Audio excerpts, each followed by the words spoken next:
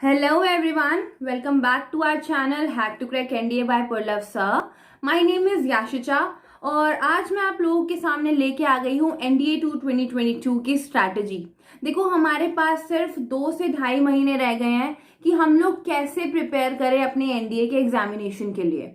ठीक है, तो देखो मैंने पहले भी आपको कई बार बताया हमारे पास 3 तरीके के बच्चे होते हैं। एक बच्चा तो वो है जिसने कि पहले एग्जाम ऑलरेडी दे चुका होता है, जिसके पास एक या 2 अटेम्प्ट रहते हैं। एक हमारा वो बच्चा जिसके पास सिर्फ आखिरी अटेम्प्ट है, वो बच्चा जान लगा देता है। और तीसरा बच्चा वो जो एकदम फ्रेशर होता है, या तो 12th अपियरिंग होता है या पहली बार एग्जाम दे रहा होता है, जिसे एग्जामिनेशन का फियर पता ही नहीं होता कि क्या होता है ना। तो देखो आज हम लोग तीनों बच्चों के बारे में स्ट्रैटेजी डिस्कस करेंगे कि कैसे वो अपने एग्जाम को क्लियर कर सकते हैं अटेम्प्ट में ही, जो उनका है या तो आखिरी या तो पहला या दूसरा तीसरा जो भी है। ठीक है, तो देखो पहले बच्चे की हम बात करते हैं जो कि एडवांस बच्चा है, जिसे हम कहेंगे कि जिसने पहले 1 या 2 एग्जाम दे रखे होते हैं, बट कुछ गाइडेंस की वजह से उनका एग्जाम क्लियर नहीं हो पाता। जैसे उन्हें कॉन्सेप्ट तो पता होते हैं, उन्होंने पूरी बुक अच्छे से कर रखी होती है, सब कुछ कर रखा होता है, बट लैक कहाँ करते हैं वो प्रैक्टिस में। तो उन लोगों के लिए सजेशन है कि वो प्रीवियस ईयर के जितने क्वेश्चन पेपर्स है ना उनको सॉल्व करें। बेसिक आज मैं बात करूंगी इंग्लिश की स्ट्रैटेजी की। देखो सबसे पहले तो 50 क्वेश्चन हमारे इंग्लिश आते हैं, और इंग्लिश ही एकमात्र ऐसा सब्जेक्ट है जो आप लोगों का रिटन एग्जाम क्लियर कराने में बहुत ज्यादा हेल्प करेगा।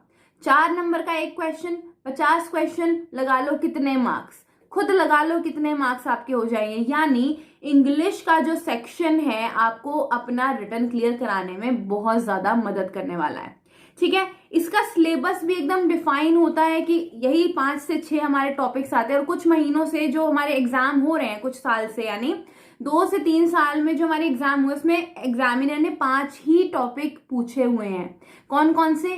सिनोनिम, एंटोनिम, फिर उसके बाद आ जाएगा हमारा रीअरेंजमेंट ऑफ सेंटेंसेस, 4th हमारा आ जाता है spotting error, and 5th one is idiom and phrases.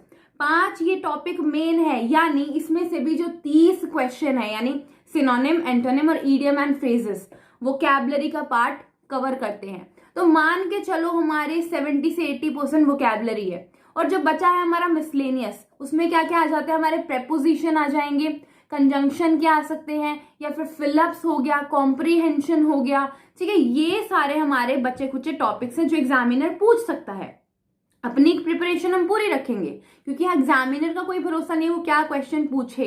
लेकिन 5 टॉपिक जो मैंने आपको मेन बोले ये बहुत इंपॉर्टेंट है। सिनोनिम, एंटोनिम, इडियम फ्रेजेस, उसके बाद आ गया हमारा spotting error, and then is rearrangement of words या फिर सेंटेंसेस। इन 5 को हम कवर करके चलेंगे, और सबसे ज्यादा फोकस हमारा रहेगा वोकैबुलरी पे। ठीक है, जो एडवांस बच्चा है जिसने 1 या 2 एग्जाम दे दिया और वो कुछ ही नंबर से रह गया है, तो उसके लिए सजेशन है वो प्रीवियस ईयर के जितने क्वेश्चन पेपर है ना वो सारे सॉल्व कर डाले।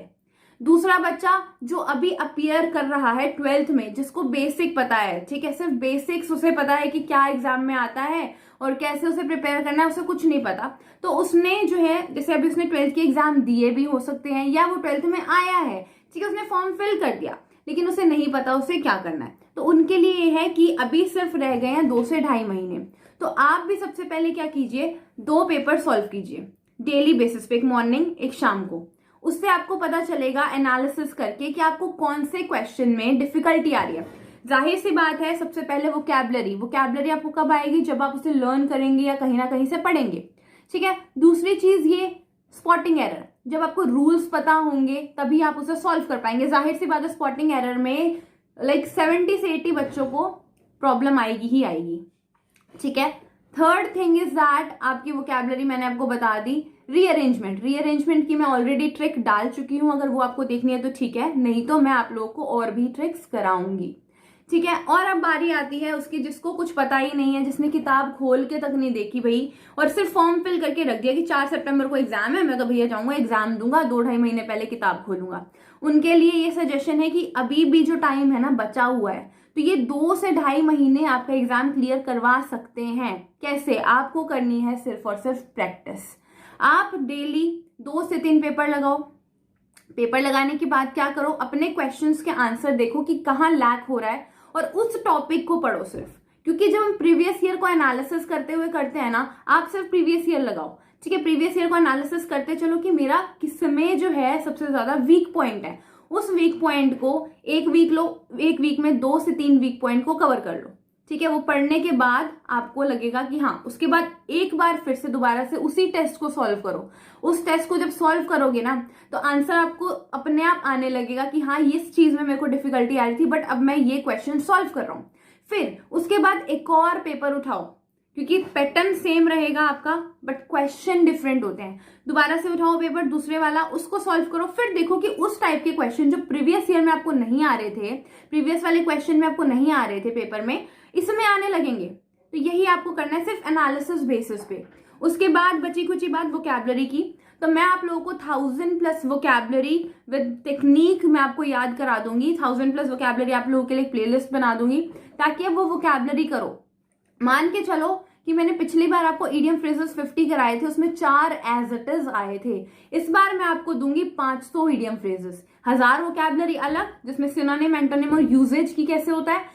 Second thing is that 500 idiom phrases आपको प्रोवाइड कर दूंगी। तो अगर मान के चलो 50 में से 4 आए हैं तो 500 में से कम 8 से 9 आपके फंस जाएंगे, ठीक है। और आते कितने हैं? 10 ही आते हैं, ठीक है। तो 500 आपको इडियम फ्रेजेस, 1000 आपको वोकैबुलरी, साथ में आपको जो इंपॉर्टेंट रूल्स होते हैं एरर स्पॉटिंग के, 2009 से मैं पेपर उठाऊंगी। 2022 का जो पहला पेपर था वहां तक के जितने भी स्पॉटिंग एरर है ना, उसका निचोड़ करके ऐसे ऐसे स्पॉटिंग एरर के रूल निकाल के आपको कराऊंगी कि आपको कोई भी पैटर्न मिस ना हो, ठीक है। वो कवर हो जाएगा। फिर बारी आती है कंजंक्शन की। कंजंक्शन से भी काफी सारे क्वेश्चन बनते हैं, तो उसका एक अलग से टॉपिक करा दूंगी। प्रेपोजिशन और कॉम्प्रीहेंशन जो मिसलेनियस है वो आपको अलग से करा दूंगी। एक पूरा कोर्स आपका बना के तैयार कर दूंगी, 60 से 65 दिन का या 70 दिन का मान लो, एक कोर्स आपको तैयार करके मैं दे दूंगी ताकि आप जो है आराम से अपना पूरा सिलेबस कवर कर सको। एटलीस्ट ये वाला एग्जाम जो पहली बार दे रहे हैं वो एटलीस्ट उस एग्जाम तक पहुंचेंगे, और जो एग्जाम ऑलरेडी दे चुके हैं जिनको सिर्फ थोड़ी सी गाइडेंस की जरूरत है, उस कोर्स से आप वो एग्जाम क्लियर कर लेंगे, ठीक है।